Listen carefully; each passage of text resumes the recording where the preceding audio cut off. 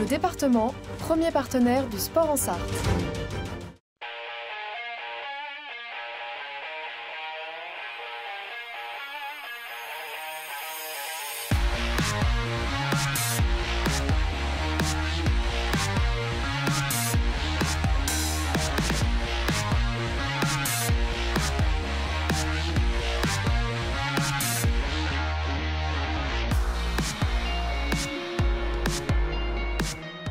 Bonjour à toutes et à tous, ravi de vous retrouver sur 72 Sports, sur LMTV Sarthe. Et oui, on est là même pendant les vacances. Au menu aujourd'hui, beaucoup de vélo et un peu de rugby. Regardez le programme de 72 Sports aujourd'hui. Donc, on vous emmène faire un petit tour en vélo, faire une balade avec Thomas Gachignard d'abord.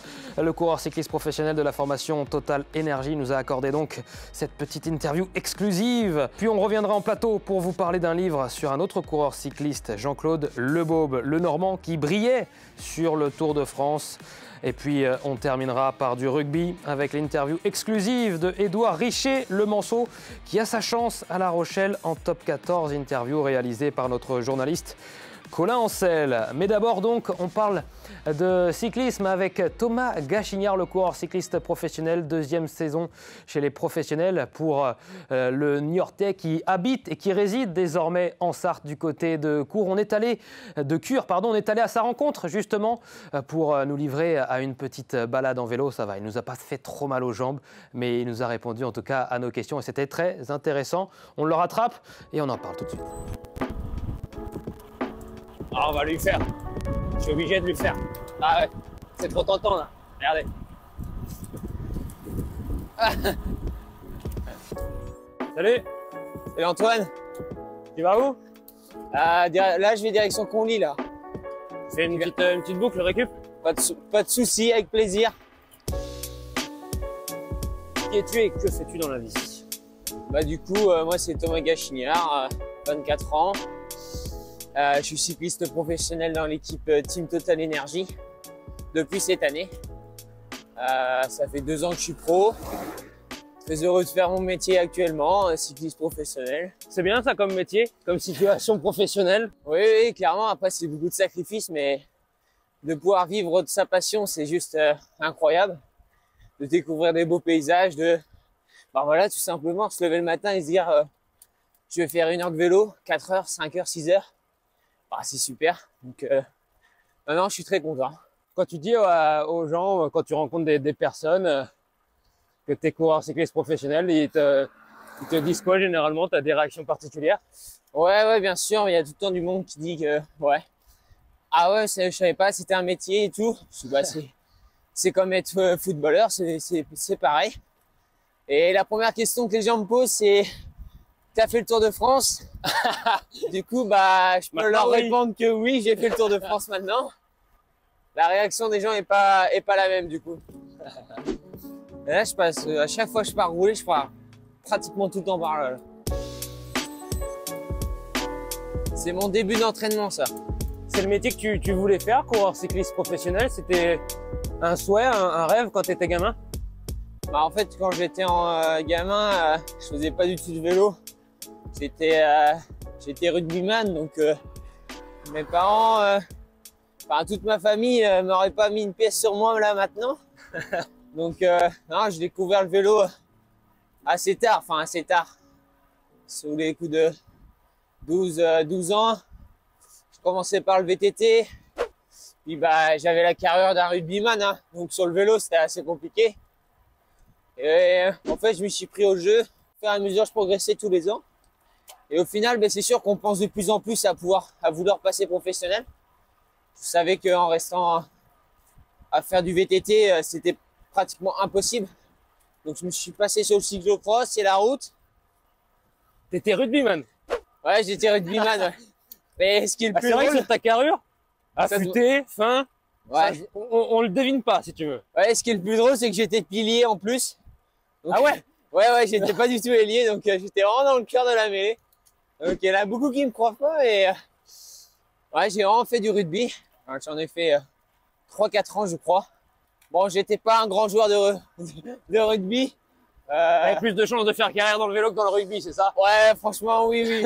Maintenant, avec du recul, le rugby, c'était, ouais, il y avait les copains et puis voilà, plaisir quoi. Et toi, t'habitais où quand t'étais plus jeune pour faire du rugby? Du coup, j'ai habité du côté de Niort, d'où mes parents sont issus. Et de Niort à la Sarthe, qu'est-ce qui t'a fait venir dans ce beau département? Du coup, je suis là pour ma conjointe, bien sûr. On m'aurait dit que je serais venu habiter du côté du Mans. Bah, ouais, ça fait loin et tout. Mais non, franchement, je m'y plais bien. Pour s'entraîner, c'est top. Je suis pas très loin de Paris, donc pour tout ce qui est transport avec l'équipe, c'est parfait. Donc non, très content d'être ici. Puis bah, ma conjointe aussi est très contente aussi du coup. C'est la première bosse du parcours là, Thomas. C'est la fameuse Côte de Vinay. Ouais, c'est ça. C'est ma bosse d'échauffement ici. Il y a une course qui est organisée par mon club. Le club, c'est le VC Conly. Le Vélo Club de Conly. T'as jusqu'à la fin de la bosse pour me faire ton curriculum vitae. C'est ton premier club, ton dernier. Ok, bah du coup, premier club, l'AC Villers-en-Plaine, en VTT. Après, j'ai été à Destination MTB Race, toujours pareil, du côté de Villers-en-Plaine. Après, je me suis exilé en Vendée, la pédale Saint-Florentaise, donc Fontenay-le-Comte. Et puis vite la fin, le sommet approche. Hein. Ouais. On va ralentir. Après, j'ai été au Team Vendée VTT. J'ai été au Vélo Club d'Angoulême, sur route, Océan Top 16, Dinan, Soja, Aubert. Et maintenant, Team Total Energy. Top. Voilà. C'est là le sommet, ça bascule ici. Finito. La Côte de Vinay et le CV donc de Thomas Gachignard. Un peu court sa bosse, pour tout dire. Voilà, on a une belle vue ici. Ah, c'est super. D'habitude, je prends à droite là. Mais on va pas prendre à droite aujourd'hui. C'est sortie récup. Donc on va pas faire des petits taquets. Ouais, pourtant d'habitude, t'aimes bien les petits taquets. Quel profil de coureur tu es exactement? Le problème, c'est que je me découvre encore. Et puis même l'équipe me découvre encore. Ils me mettent un peu sur tout type de terrain. En début de saison, j'ai fait les classiques. C'était prévu au programme de faire quelques classiques, mais pas du tout toute la saison. Et au final, je me suis bien plu. Quelque chose qui m'intéresse, ces courses flandriennes. Puis j'ai fini ma saison classique à Roubaix en plus, donc la course. Puis après, j'ai fait les courses par étapes. Et au final, je me suis retrouvé que je participais au Tour de France cette année, qui a été difficile parce que la première semaine, j'ai été malade. Je me découvre encore parce que au chrono, j'arrive à me débrouiller. Sur les étapes de plaine, je suis là. Il y a un seul endroit où je suis pas là, c'est les étapes de haute montagne. Donc, je suis pas grimpeur et je pense pas que ça arrive. Même s'il y a des cols en Sarthe, ils sont un peu courts. Donc ouais, ça, le côté grimpeur, tu acceptes et tu ne veux pas devenir grimpeur, pas forcément t'améliorer dans ce secteur? M'améliorer un petit peu, si, parce que les courses sont de plus en plus dures et qu'il faut avoir cette caisse pour pouvoir grimper et être là dans les sommets de boss. Donc même sur le tour, c'est important de savoir grimper. On pense que le groupe Eto, ça roule tranquille, mais pas du tout. C'est 300 watts dans l'école et puis la vallée et les descentes à fond. Hein. Donc c'est important d'être polyvalent. Après c'est le petit souci. Moi, il me manque cette pointe de vitesse qui fait que sur une fin de course, un petit comité, ça peut aller, mais dans un sprint à 40 personnes, c'est compliqué. Si tu avais le pouvoir, comme dans Pro Cycling Manager, tu connais le jeu? Ouais. Si tu avais le pouvoir de te rajouter 10 points dans un secteur ou les dispatcher dans plusieurs secteurs, je sais pas, contre-la-montre, vallon, montagne, prologue, accélération, attaque, sprint. Je mettrais quand même sur la partie baroudeur pour moi, parce que c'est quelque chose qui me correspond. On m'a vu souvent à l'avant, enfin, je pense, hein. Je suis pas quelqu'un à attendre que ça se passe. Et puis, un jour, j'espère que ça payera. Ça a failli payer 2 fois quand même cette année, dont le championnat de France. Que c'est pas passé loin. À Saint-Martin-de-Landelle. C'est ça. Tu te rappelles ce que j'avais dit? J'avais dit, je mets une petite pièce sur toi. Ouais, et j'avais mis sur aucun autre coureur. Hein. J'avais dit, Je sens Thomas Gachignard en bleu, blanc, rouge.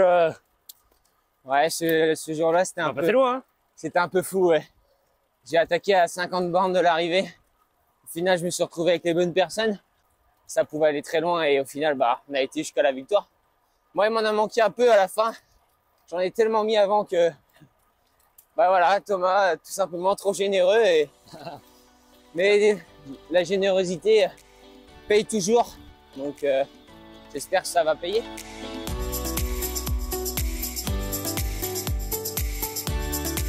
Oh, il y a eu un petit chemin. Ah, Un petit chemin qui aurait pu même plus te faire. ouais. Le Trobro, t'as fait? Ouais, j'ai fait, ouais. Super course. T'as bien aimé? J'adore. Ça fait 2 ans que je la fais. Ça fait 2 ans que je fais top 10. C'est la course. Ah oui, je commentais en plus. Ouais, je m'en rappelle. Parce que j'aime bien regarder les courses que je fais à la télé. Et encore plus quand tu performes parce que t'es content. Ouais, le Trobro-Léon, c'est une très belle course. Et dis-moi, pourquoi tu flingues pas la flamme rouge quand t'es dernier du groupe là? Le numéro, encore une fois, après celui d'hier sur le Grand Prix du Morbihan, repris à 400 mètres de la ligne d'arrivée dans la côte de Cadoudal. Thomas Gachignard qui va peut-être réussir à rentrer sur ce trio de tête. Il a mis un petit coup de frein, Morné Van Niekerk. Ça va tourner à gauche, ça va descendre, il va y avoir une cuvette, on va pouvoir prendre de l'élan. C'est à Van Niekerk et à Gachignard de le faire. Est-ce que Riley Sheehan va y aller? Il va prendre l'intérieur du virage, mais ce n'est pas une attaque. On se regarde. Oh, le final, on se croirait sur la piste. En fait, j'ai voulu. Elle était là? Je voulais. Mais je savais que Venturini, je me méfiais de Venturini. Et quand je me suis replacé derrière, il savait que je voulais flinguer. Donc je l'aurais eu dans ma roue. C'était pas le truc le plus idéal. Et au final, à se regarder tous les deux, ben devant, ils ont lancé. Et on s'est retrouvé que fallait qu'on lance, mais on était. Comme des cons. Ouais, voilà, on était 2 mètres derrière. Donc ouais, j'y ai pensé. À chaque fois, on pense, ouais, je veux attaquer là. Mais ça se passe jamais comme prévu. Donc, première gauche ou gauche.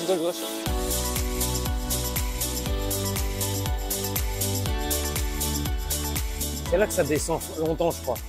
Ouais, là, tu peux. Ah en ouais, fait, c'est on aurait tourné à droite en haut, là, comme Et je c'est là te disais que tout à l'heure. t'as monté? On serait arrivé par là, ouais. Oh, bah t'as bien fait de pas tourner à Du droite. coup, c'est des talus comme ça. Le parcours, il fait 1 heure. Et tu prends presque 600 mètres de D+. Qui a dit que la Sarthe était plate? Impossible. Qu'est-ce que tu aimes dans le cyclisme? C'est un sport où on se fait mal la plupart du temps, c'est un sport ingrat, on le sait. On est quasiment tout le temps perdant. Ouais. Le dépassement de soi-même. C'est un sport collectif, mais individuel en même temps. On est collectif parce qu'on est en équipe, bien sûr. Mais tes coéquipiers, ils pédalent pas à ta place. Donc du coup, c'est aussi individuel. Et il y a aussi cet esprit de nature d'être, de libérer. Tu pars rouler, enfin, comme on voit là, on est tranquille, c'est sur la route, c'est, voilà, il fait beau, on profite quoi, tout simplement. Et puis il y a tout, il y a le travail aussi qui est à côté, qui est beaucoup de sacrifices, beaucoup de trucs. Enfin, pour faire ce métier, faut l'aimer, parce que Oui, si on fait ce métier, on l'aime pas, c'est compliqué, ça dure généralement pas longtemps. D'ailleurs, tu me disais que, puisqu'on parle un peu de la liberté de l'entraînement, toi tu roules souvent tout seul et c'est pas quelque chose qui te dérange? Ouais, je suis un peu solitaire, ça a toujours été m'entraîner tout seul. À part du côté de chez moi où le mercredi je m'entraînais avec mon enseignant entraîneur Julien. Mais non, je suis quelqu'un assez solitaire. J'aime bien rouler à mon rythme. Je mets ma musique et puis c'est parti, je fais le parcours que j'ai envie de faire. Je me dis pas, faut aller chercher quelqu'un là, ici à cette heure-là. Moi, je me dis, je pars rouler à 10h, je fais 4 heures. À 14h, je suis à la maison. Des fois, j'avoue, des fois, c'est long. Des fois, c'est long, mais en roulant tout seul, au moins, je fais mon petit truc, mon petit popo, comme on dit. On va prendre à droite après, là-bas, là, ça va descendre dur. Ça va monter une petite bosse, là. La Chapelle-Saint-Fray, C'est ça. il y a un beau terrain de foot. J'ai jamais vu personne jouer au foot, hein. Le petit village sartois. En hauteur. En hauteur. Pas assez haut pour faire des globules, mais... Ok.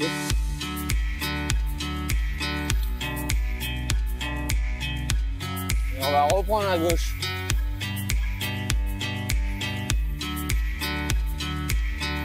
Et direction Sainte-Sabine sur Longève. Et en dehors du vélo, qu'est-ce qu'il fait Thomas Gachignard? Bah, je profite déjà de ma compagne. Je profite de la famille, c'est important. Puis après, j'ai mes petits loisirs. Des petits hobbies, des petits passe-temps? Je vais à la pêche. Mon pote Anthony Turgis, je pêchais avant quand j'étais jeune. J'avais arrêté parce que j'avais pas trop le temps. Et mon collègue Anto m'a dit ouais, gars, ça serait bien que tu reprennes une carte de pêche. Et après le tour, du coup, je me suis motivé. Et j'ai repris une carte de pêche et je vais à la pêche. Bah, c'est le petit plaisir qui est au calme. C'est le moment où je suis tranquille, encore dans la nature. Et bah, je passe mon après-midi à la pêche et voilà. Si tu n'avais pas été coureur cycliste, tu aurais fait quoi comme métier? Je pense que je serais dans le monde du vélo encore. Je suis quelqu'un qui aime bien toucher à la mécanique.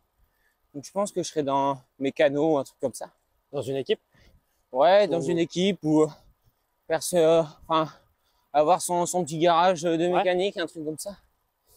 Et j'avais pour objectif de passer pro. T'as fait des études toi?